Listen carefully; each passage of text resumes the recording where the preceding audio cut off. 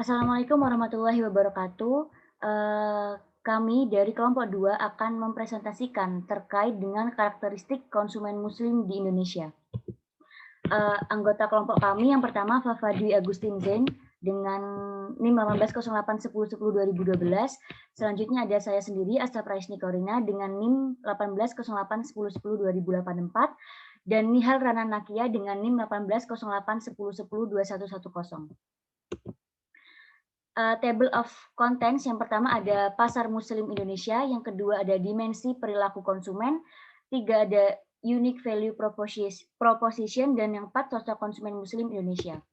Yang pertama terkait dengan pasar muslim di Indonesia. Nah, pasar muslim di Indonesia sendiri itu sebenarnya teman-teman, pasar muslim itu yang terpenting dalam menguasai pasar muslim itu adalah pangsa pasar yang besar dan muslim yang banyak.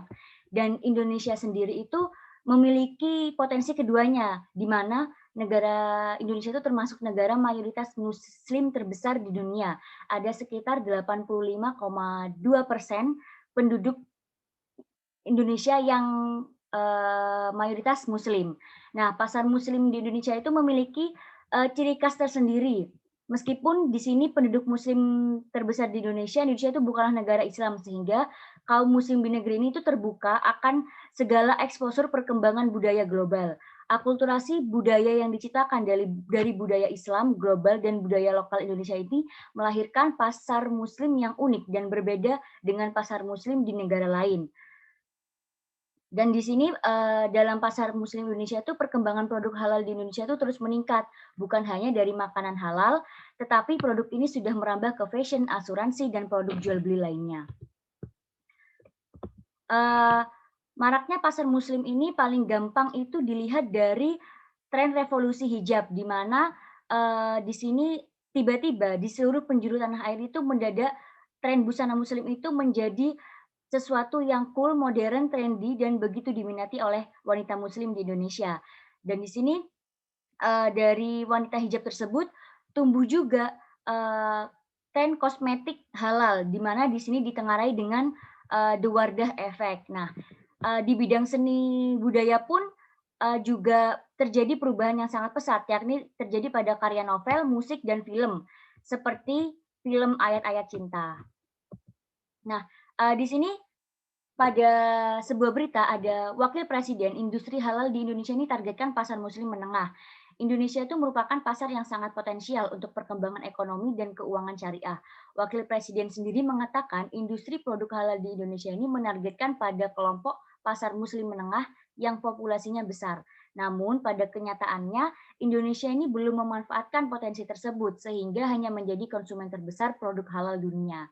Seperti itu. Jadi di sini Wakil Presiden itu berharap bahwa Indonesia tidak hanya sebagai konsumen terbesar produk halal, tetapi juga sebagai produsen terbesar produk halal di dunia, seperti itu. Nah, di sini ada beberapa fase evolusi pasar muslim di Indonesia. Yang pertama, sebelum tahun 2010. Nah, tahap pertama ini pasar muslim itu dianggap sebagai dianggap itu masih tidur panjang atau long sleep. Berikutnya pada era tahun 2010 ini terjadi euforia pasar atau market euforia yang bisa dilihat dari perkembangan pasar hijab. Jadi di sini pada tahun 2010 itu terjadinya trendy hijab tersebut. Nah, memasuki 2015 ada pendalaman pemahaman dan praktik syariah atau di sini disebut dengan syariah deeping. Pada era tahun 2009 sampai 2020 ini adalah booming halal berupa terbentuknya rantai pasokan halal atau halal supply chains. Selanjutnya akan dilanjutkan oleh teman saya. Baik, yang selanjutnya yaitu dimensi perilaku konsumen. Next. Menurut Ciptono, mendefinisikan secara skematis, dimensi perilaku konsumen meliputi 3 aspek utama, yaitu tipe pelanggan, peranan konsumen, dan perilaku pelanggan. Untuk tipe pelanggan sendiri itu meliputi konsumen rumah tangga dan konsumen bisnis. Untuk konsumen rumah tangga yaitu konsumen yang melakukan pembelian dilakukan semata-mata untuk keperluan konsumsi itu sendiri. Sedangkan konsumen bisnis atau yang bisa disebut juga sebagai konsumen organisasional, konsumen industrial atau konsumen antara adalah konsumen yang melakukan pembelian untuk keperluan lebih lanjut, kemudian dijual atau bisa disebut juga sebagai produsen. Untuk tipe yang kedua yaitu peranan konsumen. Peranan konsumen ini meliputi user, payer, dan buyer. Untuk user merupakan orang yang benar-benar menggunakan produk atau mendapatkan manfaat dari produk atau jasa yang dibelinya. Sedangkan untuk payer merupakan orang yang mendanai atau membiayai suatu pembelian. Dan yang terakhir buyer merupakan orang yang berpartisipasi dalam pengadaan produk dari pasar. Jadi pada peranan konsumen ini masing-masing individu bisa memerankan sebagai user, payer, ataupun buyer sekaligus. Dan aspek yang ketiga yaitu perilaku pelanggan. Perilaku pelanggan ini meliputi aktivitas mental dan aktivitas fisik. Aktivitas mental sendiri itu menilai kesesuaian merek produk, menilai kualitas produk berdasarkan informasi yang diperoleh dari iklan, dan mengevaluasi pengalaman aktual dari konsumsi produk atau jasa. Sedangkan aktivitas fisik meliputi mengunjungi toko, membaca panduan konsumen atau katalog, dan berinteraksi dengan waraniaga atau memesan produk. Next.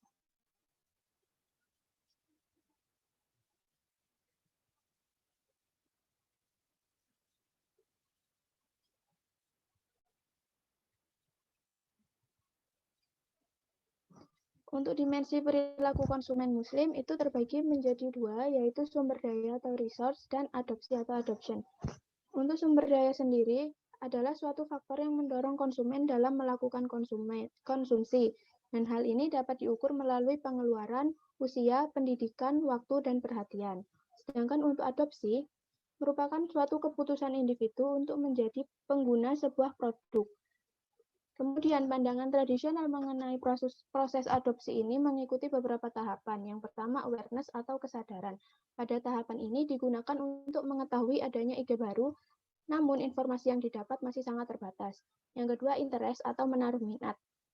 Tahapan ini konsumen mulai menaruh minat terhadap inovasi dan mencari informasi lebih banyak mengenai inovasi suatu produk tersebut. Yang ketiga adalah evaluation atau penilaian. Tahapan ini konsumen melakukan penilaian terhadap produk baru berdasar informasi yang mereka peroleh dan mencoba mencocokkan dengan kebutuhan sebelum memutuskan untuk mencoba produk tersebut. Yang keempat yaitu trial atau pencobaan. Pada tahapan ini konsumen menggunakan inovasi baru untuk memastikan ide dalam skala kecil yang kemudian untuk menentukan kegunaannya apakah sesuai dengan apa yang konsumen butuhkan. Dan yang terakhir yaitu adoption atau penerimaan.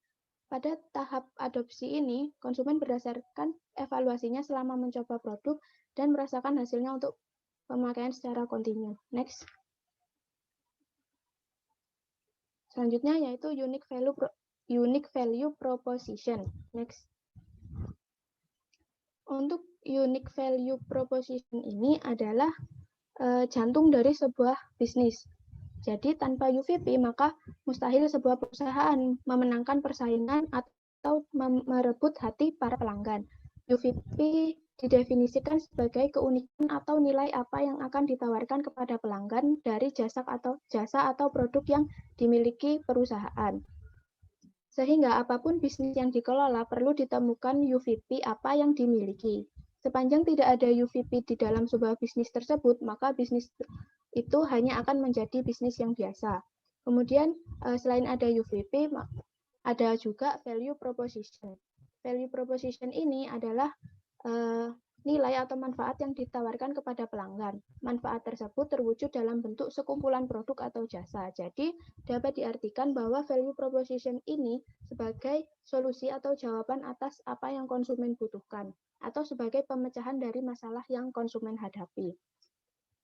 Adapun jenis-jenis value proposition yaitu next. Yang pertama, newness. Newness artinya posisi atau nilai kebaruan. Posisi nilai ini sebelumnya tidak pernah ditawarkan oleh perusahaan manapun. Yang kedua, performance. Performance ini untuk menciptakan nilai perusahaan harus melakukan peningkatan kinerja produk jasanya. Yang ketiga, customization. Customization ini adalah produk atau jasa yang disesuaikan dengan kebutuhan individual pelanggan. Selanjutnya, getting the job done. Artinya, nilai dapat diciptakan hanya dengan membantu pelanggan melakukan pekerjaan tertentu. Kemudian ada desain. Desain yaitu suatu produk jasa dapat unggul di pasar, bisa jadi karena desainnya yang sesuai selera pasar, yang kemudian akan sukses dan begitu pula sebaliknya. Next. Selanjutnya ada brand. Perusahaan dapat memberikan nilai kepada pelanggan dengan cara member status. Perusahaan dapat mendesain value proposition ini untuk memenuhi kebutuhan pengakuan status dari pelanggan tersebut. Kemudian ada price. Pada segmen pasar yang sensitif terhadap harga yang rendah untuk produk atau jasa akan memberikan nilai tersendiri kepada konsumen. Yang selanjutnya yaitu cost reduction. Perusahaan dapat memberi nilai kepada pelanggan berupa pengurangan biaya dari aktivitas yang dilakukan pelanggan. Yang ke-9 ada risk reduction. Perusahaan dapat memberi nilai untuk pelanggannya dengan cara mengurangi resiko yang dihadapi pelanggan. Dan yang terakhir ada convenience atau usability. Perusahaan dapat menciptakan nilai untuk pelanggannya dengan cara mereka melakukan aktivitas menjadi lebih nyaman. Next. Yang selanjutnya akan dijelaskan oleh teman saya. Oke, selanjutnya di sini kita akan membahas mengenai 4 sosok konsumen muslim di Indonesia. Jadi konsumen muslim di Indonesia itu terbagi menjadi 4 sosok, yaitu ada apatis, rasionalis, konformis, dan juga universalis. Nah, jadi 4 sosok ini itu tersusun berdasarkan 2 dimensi perilaku konsumen, yaitu berdasarkan tingkat sumber daya atau resources atau pengetahuan, dan yang kedua itu berdasarkan tingkat adopsi mereka terhadap nilai-nilai Islam. Yang pertama di sini itu ada apatis. Jadi apatis ini itu low adoption, tapi juga low resources. Jadi sosok ini itu merupakan konsumen yang memiliki pengetahuan, wawasan, dan tingkat kesejahteraan ekonomi yang masih rendah. Tapi di samping itu juga mereka juga menjalankan nilai-nilai Islam itu juga rendah. Jadi konsumen tipe ini itu umumnya itu tidak memiliki pemahaman yang cukup mengenai produk-produk label Islam atau menawarkan UVP yang Islami. Nah, karena itu mereka nggak peduli apakah suatu produk itu bermuatan nilai-nilai Islam atau tidak. Kemudian yang kedua itu ada konsumen yang rasionalis. Jadi mereka itu low adoption dan high resources. Jadi sosok ini itu merupakan konsumen yang memiliki pengetahuan, open-minded, dan wawasan global, tetapi di samping itu mereka tingkat kepatuhan pada nilai-nilai Islam itu rendah. Jadi segmen ini itu sangat kritis dan pragmatis dalam melakukan pemilihan produk berdasarkan parameter kemanfaatannya. Namun dalam memutuskan pembelian, mereka itu lebih cenderung mengesampingkan aspek-aspek Islam dan lebih mementingkan mengenai value dari produk tersebut. Kemudian yang ketiga itu ada konformis. Jadi itu tuh high adoption tapi low resources. Jadi sosok ini tuh merupakan tipe konsumen yang umumnya tuh sangat taat beribadah dan menerapkan nilai Islam, tapi mereka itu berwawasan yang rendah atau kurang membuka diri atau kurang open-minded terhadap nilai-nilai di luar Islam, khususnya nilai-nilai Barat. Jadi mereka itu untuk mempermudah pengambilan keputusannya lebih memilih untuk produk-produk yang berlabel Islam saja atau produk yang di-endorse oleh tokoh Islam panutan mereka. Kemudian yang keempat ada universalis. Jadi universalis itu mereka itu high adoption dan juga high resources. Jadi mereka itu merupakan konsumen yang memiliki pengetahuan atau wawasan yang luas, terus open-minded, pola pikirnya juga global, dan di sisi lain mereka juga menjalankan nilai-nilai Islam dalam kehidupan sehari-hari. Nah, jadi mereka itu paham dan juga dan juga menerapkan nilai-nilai Islam itu secara substantif, bukan normatif. Mereka itu juga lebih mau menerima perbedaan dan cenderung menjunjung tinggi nilai-nilai yang bersifat universal. Mereka biasanya itu juga nggak malu untuk berbeda, tapi di sisi lain mereka juga cenderung menerima perbedaan orang lain. Singkatnya, mereka itu sosok yang toleran, open-minded, dan juga inklusif terhadap nilai-nilai di luar Islam. Next.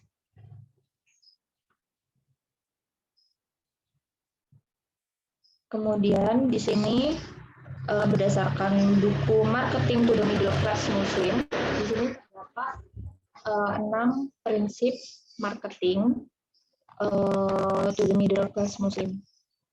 Next. Jadi di sini yang pertama ada the principle of customer. Jadi semakin beragama customernya, mereka akan they begin to search for spiritual value. Jadi menariknya konsumen Muslim di Indonesia itu semakin makmur mereka, semakin berwawasan mereka, semakin mereka mengerti tentang teknologi, justru mereka semakin religius.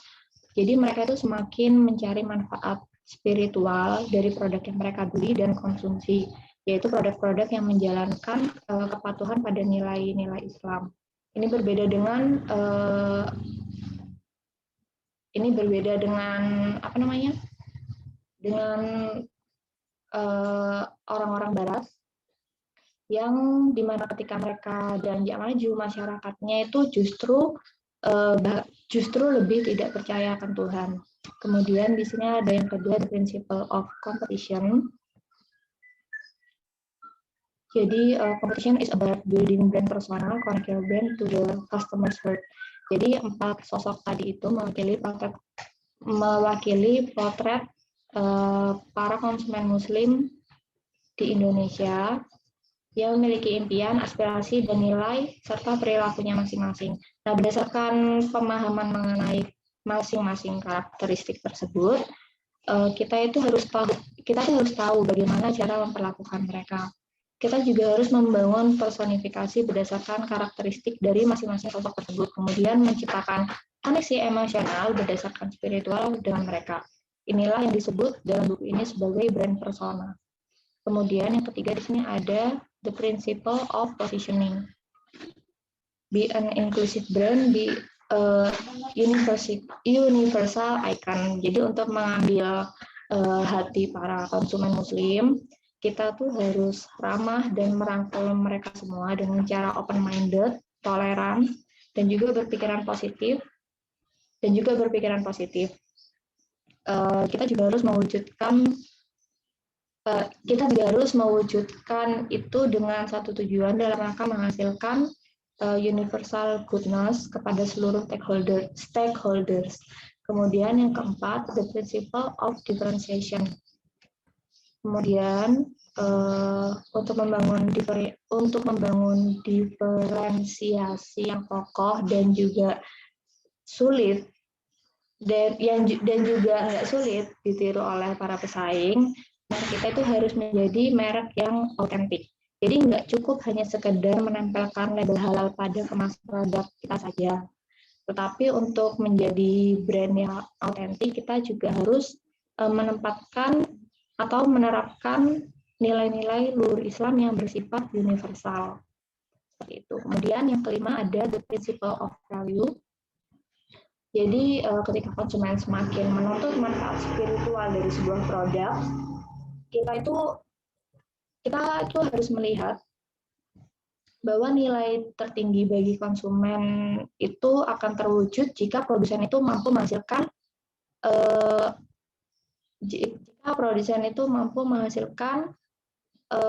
nilai universal value, gitu. Yaitu itu adalah gabungan antara manfaat produk dan juga manfaat spiritual yang kemudian dibagi dengan biaya-biaya yang dikeluarkan konsumen. Kemudian yang terakhir di sini ada the principle of engagement. Jadi kaum muslim itu kan merupakan kelompok sosial yang memiliki kesamaan tujuan, yaitu untuk mencapai keselamatan di dunia dan akhirat dengan selalu menjalankan perintah-perintah Allah dan juga menjauhi larangannya. Karena itu pendekatan pemasaran yang paling ampuh untuk mereka itu adalah dengan menggunakan pendekatan komunitas atau mengoneksikan satu konsumen dengan konsumen lain di dalam suatu komunitas, seperti itu. Next. Ya, sekian presentasi dari kelompok kami. Untuk kurang lebihnya kami mohon maaf, dan jika ada pertanyaan bisa ditulis di kolom komentar. Wassalamualaikum warahmatullahi wabarakatuh.